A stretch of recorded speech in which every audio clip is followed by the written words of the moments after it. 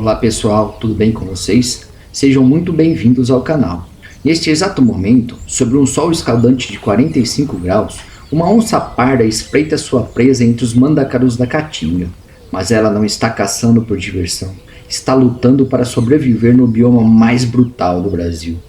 Bem-vindo ao único ecossistema exclusivamente brasileiro, um santuário de vida selvagem que ninguém esperava encontrar. Onde a temperatura pode atingir 50 graus à sombra, onde não chove por 9 meses seguidos, onde o solo racha e as árvores perdem todas as suas folhas. E mesmo assim, a vida não apenas sobrevive, ela prospera. Nos próximos minutos, você vai descobrir os segredos mais impressionantes da Caatinga, os animais que desafiam todas as probabilidades e a verdade sobre o que está acontecendo com este santuário agora. Prepare-se! A jornada pelo sertão mais selvagem do Brasil começa agora. A Caatinga cobre 800 mil quilômetros quadrados, uma área maior que a França inteira, do Piauí até o norte de Minas Gerais, 11 estados brasileiros. É o maior bioma semiárido da América do Sul e o único bioma exclusivamente nosso. Não existe Caatinga na Amazônia, no Pantanal ou em qualquer outro país do mundo, só aqui. Mas quando você pensa em sertão brasileiro, provavelmente imagina uma terra morta, solo rachado, árvores secas, nada além de sofrimento. Você está completamente enganado. A Caatinga abriga 3.000 espécies de plantas, mais de 300 espécies de animais e pelo menos 180 delas só existem aqui, exclusivas da Caatinga. Se você quer conhecer todos os biomas brasileiros, deixe seu like agora e se inscreva no canal. Toda semana exploramos um novo santuário de vida selvagem do Brasil. Mas tem um problema gigantesco. Metade da Caatinga original já desapareceu, 50%, convertida em pasto, agricultura ou lenha. E o que resta está sob ataque constante. Queimadas ilegais, caça predatória, desertificação acelerada. O relógio está correndo. E os habitantes mais impressionantes desse bioma estão em uma corrida contra o tempo. Então, quem são esses sobreviventes? Vamos começar pelo Mestres dos Céus. Ao amanhecer, antes mesmo do sol nascer, um canto único ecoa pela Caatinga. A asa branca. Ela é o símbolo do sertão. A ave que Luiz Gonzaga eternizou em música. E quando ela levanta voo, não está apenas voando. Está migrando, fugindo da seca, procurando áreas onde a chuva chegou. Os sertanejos sabem, quando a asa branca vai embora, a seca vai ser longa. Quando ela volta, a chuva está chegando. Ela é um termômetro vivo do clima do sertão. Mas a asa branca não está sozinha no céu da Caatinga. A arara azul de Lear, uma das aves mais raras do planeta. Em 1980, restavam apenas 60 indivíduos. 60 no mundo inteiro. Ela só existe em uma pequena região da Bahia e só se alimenta do coco de uma palmeira específica, a licuri. Sem essa palmeira, a arara azul de Lear deixa de existir. Programas de conservação intensos conseguiram salvar a espécie. Hoje existem cerca de 1.700 dessas araras. Ainda é pouco, ainda é frágil, mas é uma vitória impressionante. E tem uma ave ainda mais rara, a ararinha azul, aquela do filme Rio. Ela foi declarada extinta na natureza em 2000. Extinta. Não restava uma única ararinha livre. Mas em 2022, algo extraordinário aconteceu. 8 ararinhas criadas em cativeiro foram soltas na Caatinga. Pela primeira vez em 20 anos, elas voltaram a voar livres. Hoje, pesquisadores monitoram cada indivíduo, cada ninho, cada filhote que nasce. A ararinha azul está voltando do túmulo, ressurgindo das cinzas. É a prova de que ainda há esperança, de que a extinção pode ser revertida, mas essas batalhas estão longe de terminar. Enquanto as aves dominam o céu, no chão, outros sobreviventes têm suas próprias estratégias extremas. No chão escaldante da Caatinga, onde a temperatura do solo pode chegar a 70 graus, um pequeno animal tem uma estratégia genial, o tatu-bola. Ele é o único tatu do mundo que consegue se enrolar completamente. Uma bola perfeita, impenetrável, couraça de osso, protegendo cada centímetro do corpo. Mas ele não usa essa defesa apenas contra predadores. Ele a usa contra o calor extremo. Durante as horas mais quentes do dia, o tatu-bola se enterra, cava uma toca rasa, se enrola e espera. Sua temperatura corporal cai, seu metabolismo desacelera. Ele entra em uma espécie de modo econômico, economizando água e energia. À noite, quando a temperatura cai, ele sai para caçar insetos, larvas, raízes, qualquer coisa que forneça umidade. O tatu-bola é o mascote da Copa do Mundo de 2014, mas poucos brasileiros sabem. Ele está ameaçado de extinção. A caça ilegal quase exterminou a espécie. Hoje, leis de proteção e projetos de conservação tentam salvar o que resta, mas a luta é diária e tem outro mestre da sobrevivência. O mocó, um pequeno roedor que parece uma cobaia. Ele vive nas fendas de pedras, onde a temperatura é mais amena, e desenvolveu uma habilidade impressionante. Consegue sobreviver sem nunca beber água. Como? Ele extrai toda a umidade de que precisa das plantas que come. Suas fezes são extremamente secas. Sua urina é concentrada, zero desperdício. O mocó é a prova viva de que a evolução pode encontrar soluções para os ambientes mais extremos, mas nem todos os habitantes da Caatinga são pequenos e inofensivos. Alguns são predadores mortais, e um deles é o reino absoluto desse reino árido. Nas horas mais quentes do dia, quando tudo parece morto, uma sombra se move entre as pedras. A onça parda, também chamada de sussuarana ou puma. Ela é o maior predador da Caatinga. 80 quilos de músculo puro, garras afiadas como lâminas, visão noturna 6 vezes melhor que a nossa. Diferente da onça pintada, a onça parda se adaptou perfeitamente ao clima extremo da Caatinga. Ela caça ao entardecer e à noite, quando a temperatura cai. Suas presas principais, veados, mocós, tatus e até catetos. Mas a onça parda enfrenta um desafio gigantesco: território. Um único indivíduo precisa de até 100 km² para sobreviver.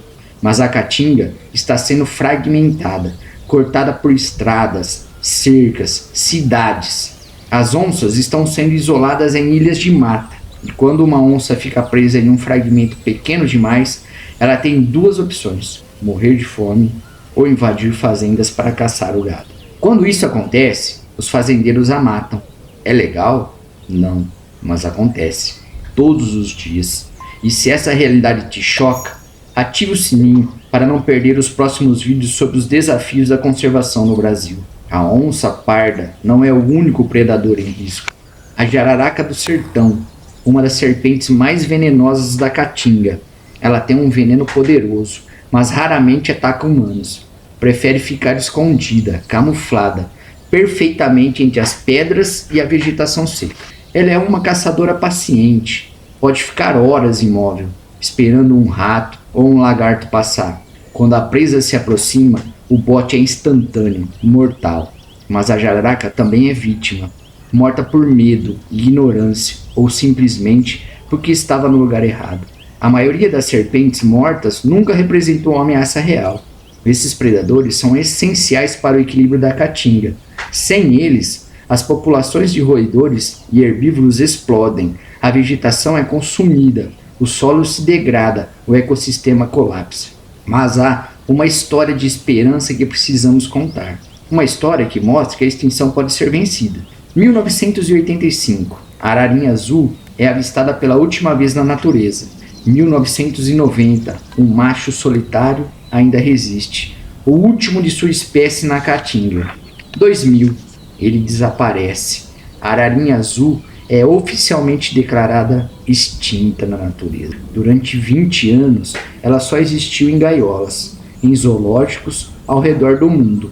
Cerca de 160 indivíduos, isso era tudo o que restava da espécie. 160 indivíduos. Mas cientistas brasileiros e internacionais se recusaram a desistir. Criaram um plano audacioso: reproduzir ararinhas em cativeiro, criar uma população saudável e então devolvê-las à Caatinga. Parecia impossível.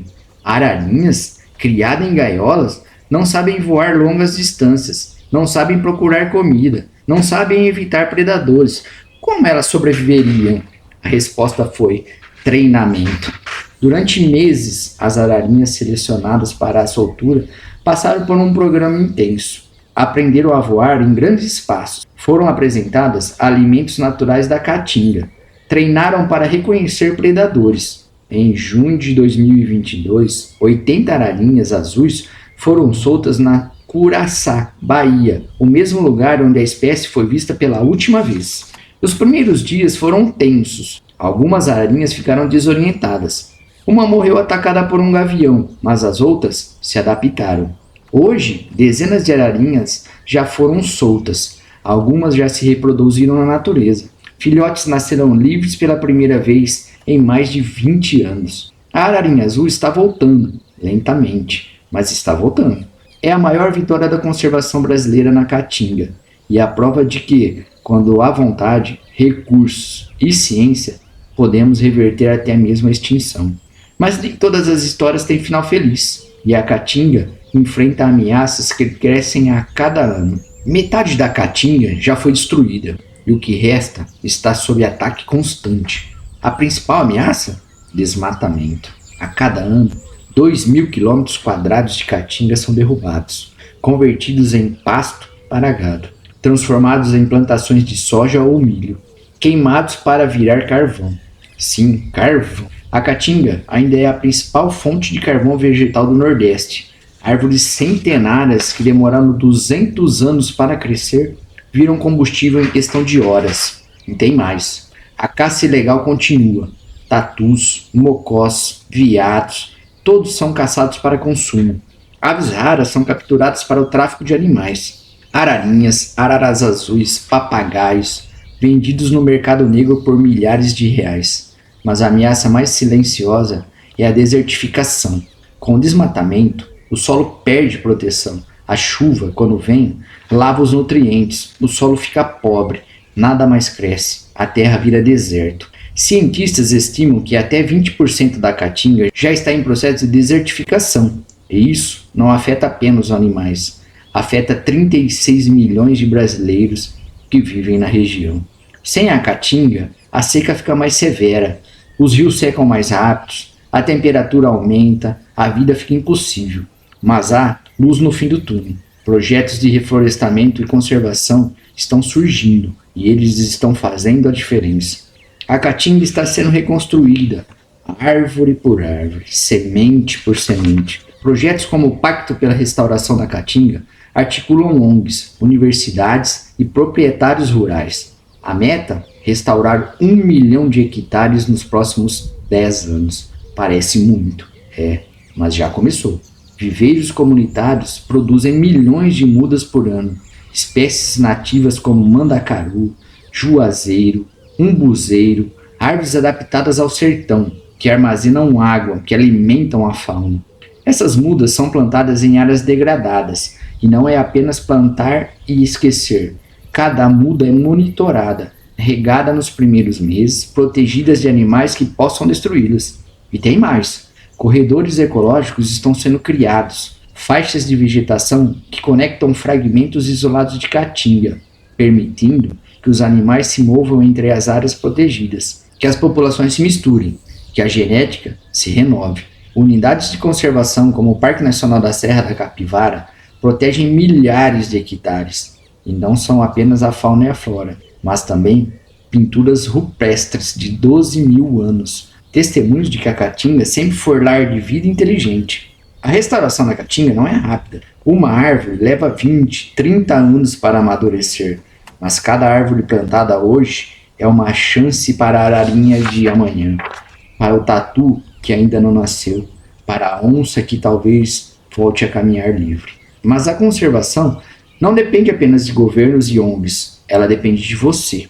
A caatinga não está a milhares de quilômetros de distância. 36 milhões de brasileiros vivem na área da caatinga e outros milhões dependem dela indiretamente. A água que abastece cidades do Nordeste vem de rios que nascem na caatinga. O clima, que define a seca ou a chuva, é regulado pela vegetação da caatinga. Proteger esse bioma é proteger pessoas, é proteger a nós mesmos. Então, o que você pode fazer? Primeiro, Partilhe conhecimento. Mostre esse vídeo para amigos e família. Educação é a base de tudo. Segundo, apoie organizações de conservação. ONGs como a Associação da Caatinga e o Projeto Ararinha Azul fazem trabalho incrível. Sua doação, por menor que seja, faz diferença. Terceiro, se você tem terra na Caatinga, proteja-a. Crie uma reserva particular do patrimônio natural. Mantenha a vegetação nativa. Pratique pecuária sustentável. Quarto, cobre políticos. Exija leis mais rígidas contra desmatamento e caça ilegal. A Caatinga precisa de proteção legal e forte. E agora, me diga nos comentários, qual animal da Caatinga mais te surpreendeu? E qual bioma você quer ver no próximo vídeo? Cerrado ou Pantanal? Comente agora. A Caatinga é o bioma que ninguém esperava, onde a vida deveria ser impossível, onde o calor extremo, a seca prolongada e o solo pobre deveriam impedir qualquer forma de existência. Mas a vida não apenas existe, ela resiste, ela se adapta, ela prospera. Asa branca voando ao amanhecer, ararinhas azuis voltando do túmulo da extinção, tatus bola enrolados sob o sol escaldante, onças pardas espreitando nas sombras, mandacarus erguendo-se como torres no horizonte. A Caatinga não é um deserto morto, é um santuário de resistência, um laboratório de sobrevivência, um testemunho de que a vida, quando quer, encontra um caminho. Mas essa resistência tem limites. A Caatinga pode desaparecer se não agirmos agora, e com ela, espécies únicas, culturas milenares e a esperança de milhões de brasileiros que dependem dela. O futuro da Caatinga está nas nossas mãos, nas suas mãos. Obrigado por assistir, obrigado por se importar, e até a próxima jornada pelos santuários selvagens do Brasil.